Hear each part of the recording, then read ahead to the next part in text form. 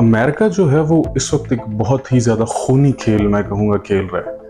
उसको लग रहा है कि वो मतलब अगर ईरान की रिजीम चेंज कर देगा तो उसके बाद जो है वो चाइना को या रशिया को जो है वो काफ़ी सारी चीज़ों से रोकता रहेगा डायरेक्टली और इनडायरेक्टली।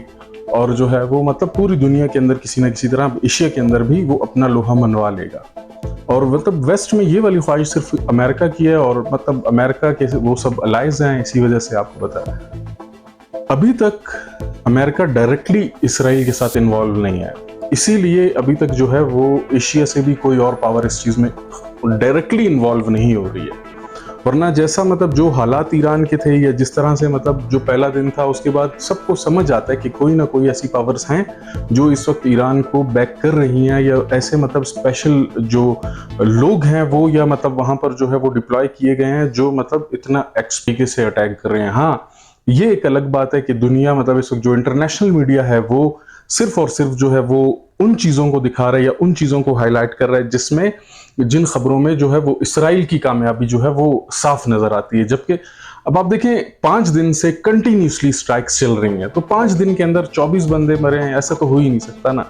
अभी रिसेंटली पाकिस्तान में सिर्फ एक रात 1 घंटा सिर्फ स्ट्राइक हुई थी, ठीक है, आपके सामने मतलब 100 तक का फिगर टच हो गया था जिसमें बच्चे औरतें शामिल थी।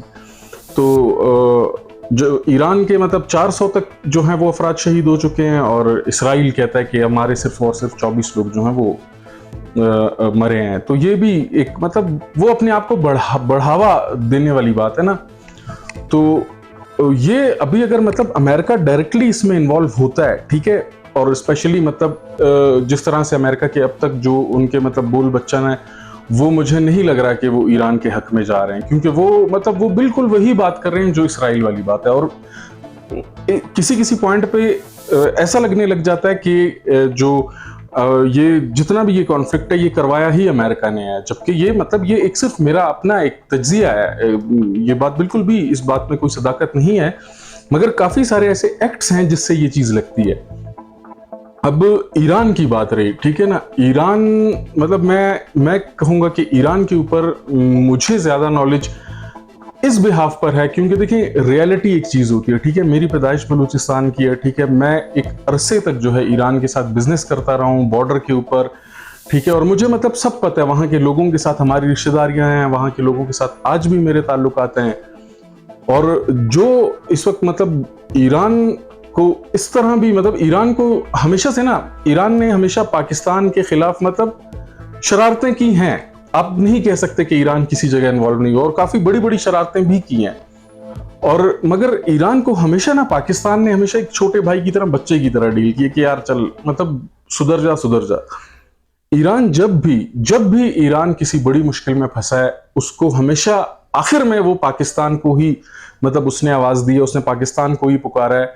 और आपने कल का भी देखा होगा कि उनके पार्लियामेंट हाउस के अंदर पाकिस्तान जिंदाबाद के नारे और उनके पाकिस्तान को तशक्कुर जो है वो कहा जा रहा है उनके नारों में। तो ईरान को मतलब फिर भी अब जैसे कि मतलब 2010 में ईरान को मतलब ईरान के अंदर जिंदुल्ला की जो टेररिज्म थी, मालिक रेगी जो था, मालिक रेगी ने इतना ईरान के नाक में दम कर रखा था कि ईरान का मतलब उसके इलाके में ही वो नहीं जा सकते थे।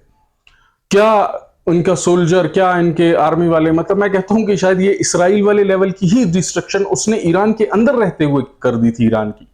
फाइनली उसको पकड़ने के लिए पाकिस्तान एयरफोर्स की ही मदद लेनी पड़ी ईरान को। तो अब भी मतलब ये देखें आपको पूरा सिनेरियो बता रहे हैं, आपको मतलब मामलात, आपको विजन्स बता रहे हैं कि ये अकेला ईरान नहीं है। अब आई डोंट नो कि मतलब उसके साथ और कितनी पावर्स एशिया की इन्वॉल्व हैं, मगर अगर इसराइल डायरेक्टली, अमेरिका अगर डायरेक्टली इस जंग में इन्वॉल्व हो जाता है और वो ईरान की रिजीम चेंज करने वाले चैनल पर आ जाता है, तो अमेरिका को ये सोचना चाहिए कि चाइना और रशिया फिर मतलब वो भी दोनों अमेरिका के ही जितनी बड़ी पावर्स हैं। मतलब वो उन्होंने अगर क्लेम, मतलब रशिया का तो देखें सब मानते हैं, रशिया एक साइलेंट लॉयन है मैं कहता हूं।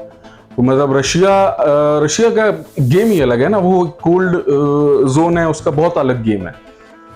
मगर चाइना भी अब जब मतलब अगर इस चक्कर में आ जाएगा ना कि अमेरिका को रोकने वाले चक्कर में, तो बात बहुत खतरनाक हो सकती है। बात मतलब जो किताबों में लिखा है, जो फ्यूचर मतलब जो प्रोफेसीज बताई गई हैं वो सब चीज़ें ये लोग खुद सच करने को आए हुए हैं। और इसराइल में मेरे दो तीन दोस्त हैं, मेरे बहुत अच्छे दोस्त हैं, और उनसे मेरा राब्ता हुआ और उनसे मैंने पूछा। उन्होंने कहा कि यार मतलब इधर तो ऐसा है कि उन्होंने कहा कि हम किसी बहुत ज़्यादा साइड वाले गांव में आए हुए हैं, और उन्होंने कहा ठीक ठाक जो है वो इसराइल को भी इस वक्त जो है डर लगा हुआ है। ठीक है, बस बात ये है ना कि इसराइल को इस वक्त पता है कि अगर मैं मतलब भटक भी जाऊंगा या अगर मेरा कुछ खत्म भी हो जाएगा तो मेरे सर पे खड़े होने वाले बहुत से कंट्रीज हैं, जिन कंट्रीज जो बड़े बाअसर कंट्रीज हैं पूरी दुनिया के अंदर और खित्ते के अंदर। तो ये कॉन्फ्लिक्ट जो है हम सबको किसी को भी ये मतलब इल्तिजा नहीं करनी चाहिए कि ये कॉन्फ्लिक्ट थोड़ा सा भी बढ़े, या मतलब पाकिस्तान। अब ख्वाजा आसिफ साहब ने तो इंटरनेशनली मतलब अपना बयान दिया, और मतलब ट्रंप ने पर्सनली खुद अपनी एक तकरीर में कहा, ट्रंप ने, कि ख्वाजा आसिफ साहब ने जो है वो डायरेक्टली एक तरह से इसराइल को जो है वो खत्म करने की धमकी दी है। तो ऐसा नहीं है, हमारी अच्छी अंडरस्टैंडिंग्स हैं। तो ख्वाजा आसिफ साहब ने बड़ा अच्छा बयान दिया। उन्होंने कहा कि देखें ये मिडिल ईस्ट का कंट्री है, ठीक है, बात गजा तक थी तो तब तक हम मतलब देखें ना हमने कोई धमकी दी ना हमने कोई इन्वॉल्वमेंट की, हम आप जानते आपका काम जानता। उन्होंने कहा मगर अब बात हमारे बॉर्डर्स तक आ गई है, और उन्होंने कहा कि हम पूरा हक रखते हैं अपने बॉर्डर्स की हिफाजत करने का, ख्वाजा आसिफ साहब कहते हैं। और उन्होंने कहा कि इसके जो कॉन्सिक्वेंसेज हैं, इसके जो नताइज हैं वो बहुत ज्यादा खतरनाक हो सकते हैं।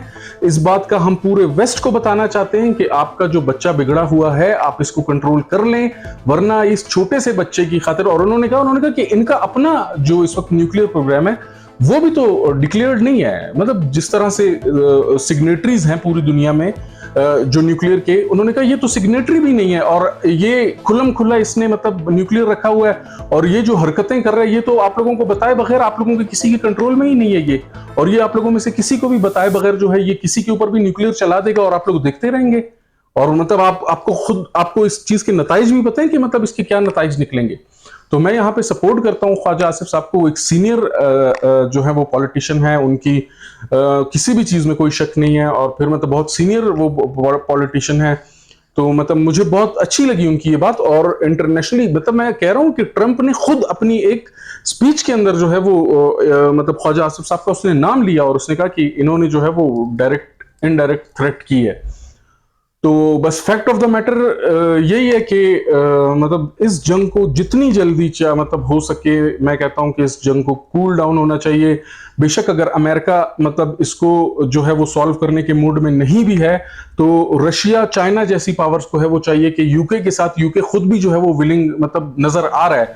यूके ने ये कहा भी है कि अगर अमेरिका से ये मसला हल नहीं होता तो हम ये मसला हल करवाते हैं, मतलब हमें बीच में लेके आया जाए।